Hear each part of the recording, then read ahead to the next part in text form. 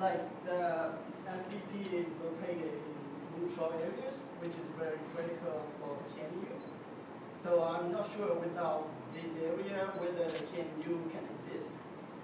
And when you look at the SPP power of the neutral area is almost all the land in the neutral areas. And we know that there are nearly like 60 military camps, like Burmese military camps with the SPP. And there is also a dam proposed with the names of economic developments, coastal developments. So, yeah, I mean, taking the deadlock of peace process in the country, do you think the Burmese military will respect the SPP initiative? And, you know, maybe you can give me some comments. I mean, some comments. Yeah.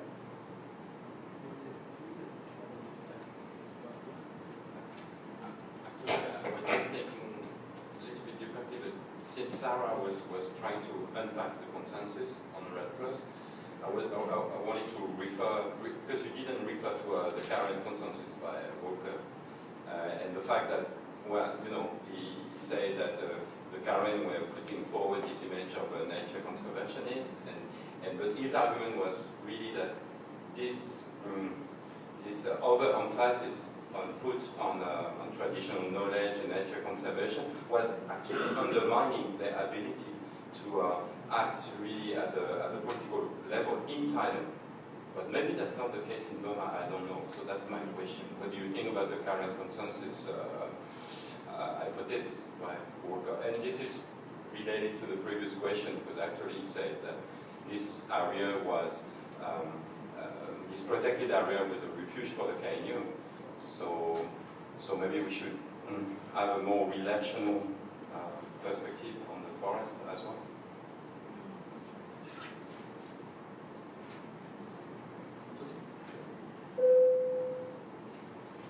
Okay, so in regards to the peace process, I mean, I share your skepticism.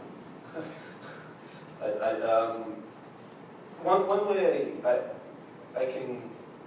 I'm thinking of conceiving the SPP as kind of a counterform of territorialization in response to these large infrastructure developments, particularly around hydropower. The KNU has shown quite a large amount of interest in working with to try to formalize these forms of ecological knowledge, state recognition. So there's this element that I think the KNU and KZN are still trying to grapple with.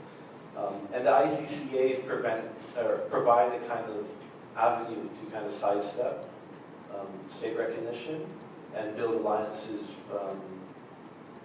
I think that in some senses is a way to leverage the peace process externally. And I suppose that might connect a little bit to your point, Olivier. I see it almost as a form of like strategic essentialism, not necessarily as kind of a reification of this kind of notion of traditional identity and so forth.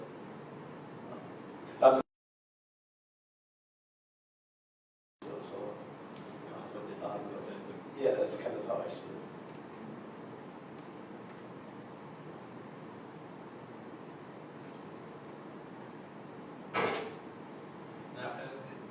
Thank you for all the presentations.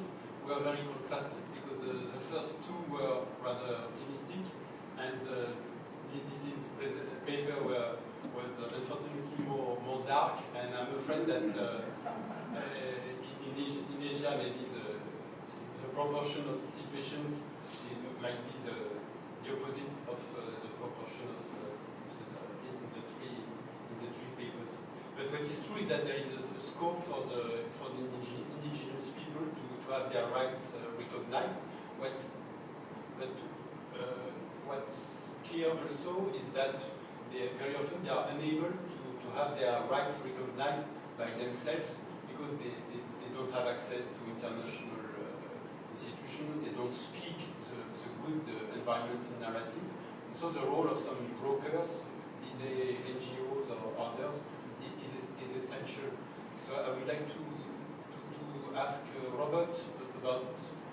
about this in your paper. I mean, maybe I've not understood very well, but it's not very clear who taught the Karens to speak this environmental narrative that is dominating in the world and that does not correspond exactly to the indigenous worldview, I'm afraid. Is it the NGO Kesan, or how do they manage, especially maybe in comparison with the Thailand case? So the environmental narrative, what do you mean by the environmental narrative? The environmental narrative of protection of biodiversity, etc. Biodiversity, I'm not sure it exists in the Karen language. This word. Right. So the mechanism, I suppose, for entry towards the discourse of kind of environmentalism has been the ICCAs for Kaisan. Particularly the stipulation around the protection or the maintenance of a spiritual connection to the land. It's through this that you see kind of the environment that comes as a non-instrumental byproduct of protecting cultural and spiritual space, or valuing cultural and spiritual practices. So there's not an overt turn towards, I suppose, environmental discourse in that sense, but as a pleasant byproduct of protecting cultural practices. Does that address your answer? It's very good presentation. I agree with you that what a contrasting thing. So my small question to Nitin is, very interesting but informative what you said. So making critique of the present mode, or the dominant mode of this accounting of data around tigers and things, and you came out very well with that issues involved in that. So my question related to that is that what's the role of knowledge then in terms of conservation? Whose knowledge? How you going to produce that? So do you have any alternative ideas regarding that? So if you can come with that, that would be interesting.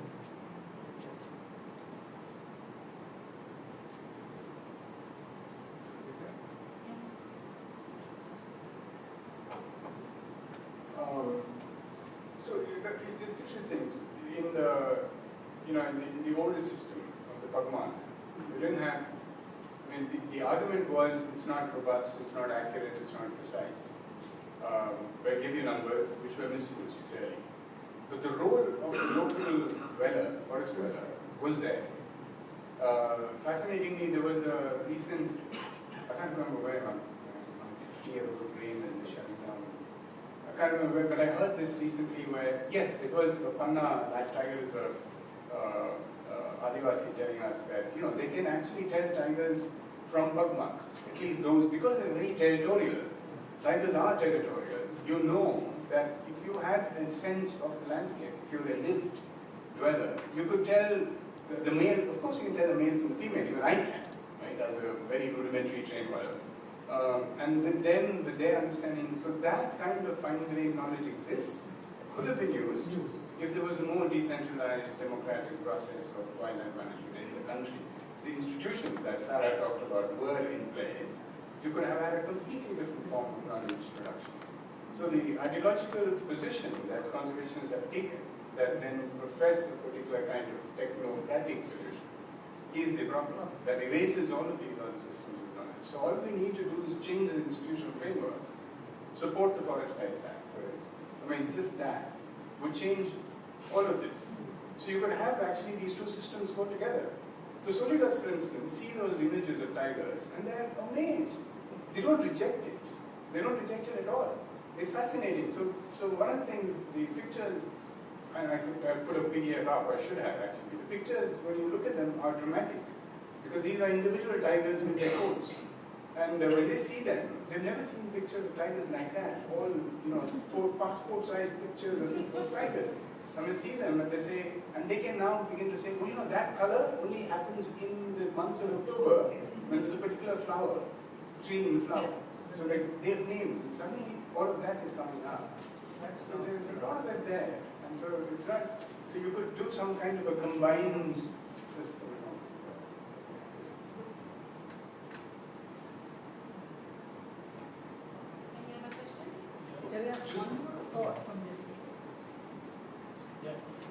Just about the two presentations talking about the indigenous consciousness, indigenous right. I think when I listen to that, I'm very happy because we give the room for them to have some expression. But the question is that this kind of the emergence of the indigenous consciousness usually don't come from inside, or if they come from inside, they come from the people. They are mediator. They live outside and they come back to the community. But this is every time the case. Or we have their support from external NGOs, something like that. And in this case, we can ask, the community are really support these kind of things, or they just accept because it's from outside? And you need absolutely to have the knowledge about the local governance. Who have the key of the expression between the community and outside?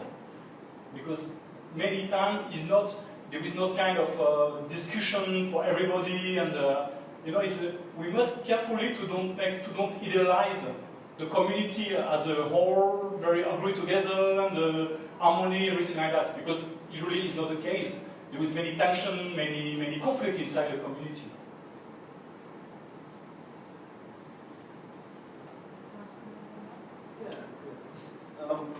I think that's a really crucial point, right? I mean, in terms of locating the kind of the loci of knowledge production in this case, and I think there is an emphasis within Quezon anyway, from what I've observed, in response to probably the larger kind of inequalities that have been brought out or brought to the fore by the Civil War and displacement, of empowering local participation in knowledge production, in decision making around the Peace Park. It's been kind of front and center. And what's quite interesting is this mirrors one of the stipulations set forth in the ICCA, I think, point number 2, that the community needs to demonstrate institutional capacity. And this registration process that Quezon is currently going through is trying to kind of demonstrate that. Whether this mirrors a kind of a substantial kind of support is very hard to obviously prove, but it's something that is recognized as part of that process that I find quite positive anyway, for lack of a better word. Well, for me, I hope my presentation was clear on this. I really tried to show that things were not that straightforward, that there was a lot of tension and contradiction between the fact that it was indeed backed by traditional institutions, but at the same time it was essentially, the whole thing was carried by one man. So obviously you understand that there is some dissonance in this particular project, which makes it fragile.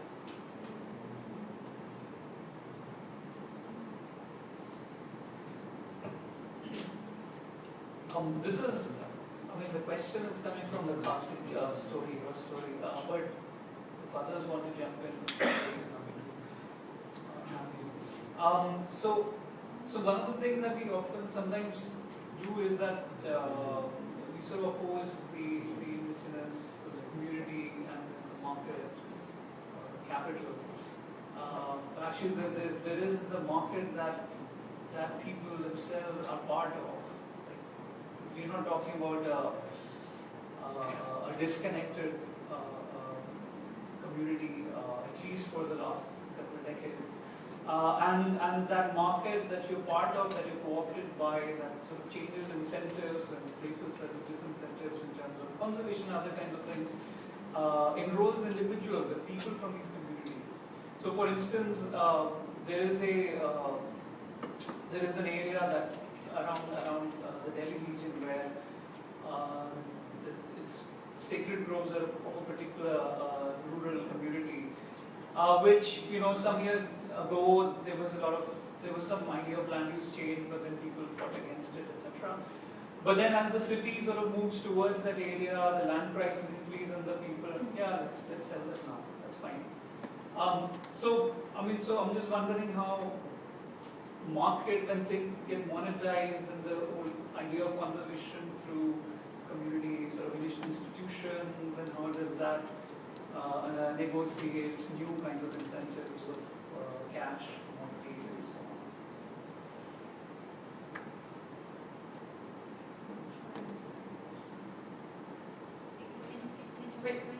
Your question, I'm not sure. Yeah, which is something that we value and we sort of place, have stake in. How does that negotiate how does that negotiate new systems of valuing that emerge out of a new relationship with market? Well, Not as capital coming in and displacing, but markets that enroll. The whole narrative of the project is to train people to re-understand, because since they say that the Khasi, they were known for their protecting the environment, and they have all these sacred groves scattered everywhere. So, but the narrative goes that they have lost this intimacy with their environments. And, as you know, the Meghalaya is the forests are in a very poor condition, and there is huge extractive industries, and there is a local elite which control this market for coal and so on. So the project is, what they want to do is so they launch training. The youth will understand the value of forest. So it's there's nothing. I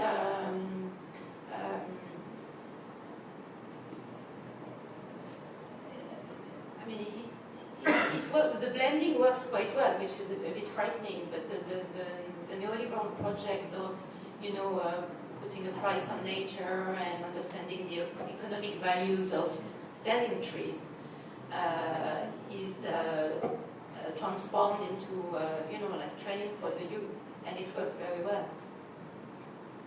At least in the project that I'm looking at.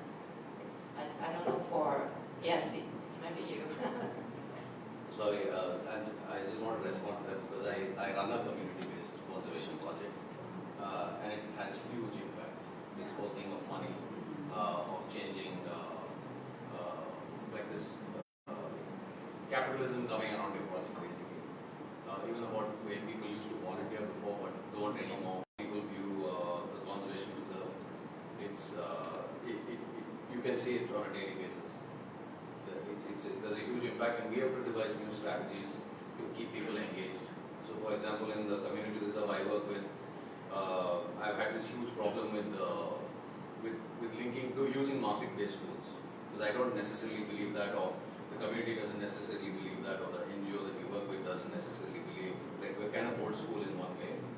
So, how do you kind of keep it sheltered has always been one thing, but on the other hand, you also don't want to do that. People also don't want to do that. It's a very complex issue. Right now, we just started an ecotourism initiative. So to bridge that, what we're doing is making it an educational tourism initiative, which means we don't let in pure ecotourism, but the community works with educational tourism where you get revenue and you actually work with the market, but you keep it kind of educational. So you find, and that is kind of attracting youth and young people to come and work in the community reserve and building consensus among people to continue to protect and restore wildlife. Can I just touch on the question? I would take exception a little bit to the framing of how the market here is being understood, right? I don't think we can say the market, there was some time a period by which the market wasn't involved somehow, right, in constituting social relations, okay, at least in the case of the Karen. It exists in kind of a more diffuse sense, and I think maybe the question kind of implies. Like, so for example, the sustainable hydropower agenda that's been kind of proffered, right, in the region goes back to the late 1970s. And this has been an incentive for counterinsurgency in the 90s throughout the Salween River Basin and elsewhere in southeast Myanmar, right? So the market can enter into kind of politics in different forms, not necessarily through infrastructure development, but it comes through the leading edge of militarization, right? These are other ways in which we can imagine the market, right? It's always somehow the constitutive outside for whatever you want to imagine. I mean, we don't escape it, if that makes any sense. So, like, when I look at the SPP, I see it as a kind of counter form of marketization, if you like, right? The way of valuing nature in a way that doesn't necessarily put a commodity stamp on it. It's always been there, right? So that's kind of what I would say to this idea that the market somehow is entering, because I think that becomes quite a prevailing discourse. So we think, oh, okay, the market is, suddenly Myanmar has opened up, the market is here, but market forces have been there all along under different guises. The scale is different. But it's the extent. It's a scale. It's It's very, very different. And it's brutal in the reality of it. So, sorry. Can you do this or? No, sorry. For example, in our conservation area, the market or the external factors have always been there. People sold non-timber forest produce, it cost 30 rupees, then it happened, people took certain things. There was always, the whole economic valuation happening. But right now, Kia Motors from Korea has come. Land prices have gone up 1,000 times or 100 times. In some places, literally 1,000 times. It's very different from when someone used to collect non-timber forest produce, it went from 40 rupees to 50 rupees. Now it's literally gone up by crores. That has a very different impact. And so people, come on, let's build a check dam now, is very difficult. And kids are like, dude. In fact, it's also notional wealth. A lot of people, so I'm looked at as, an outsider who has wealth, but actually now, the communities I'm working with have more wealth than me. So when you're talking about conservation, it is strange. So the thing of markets and like what you're saying about quantity is very different. A last question before we wrap up. There is a reception, I think, right now, or what time, 5:30, in this building.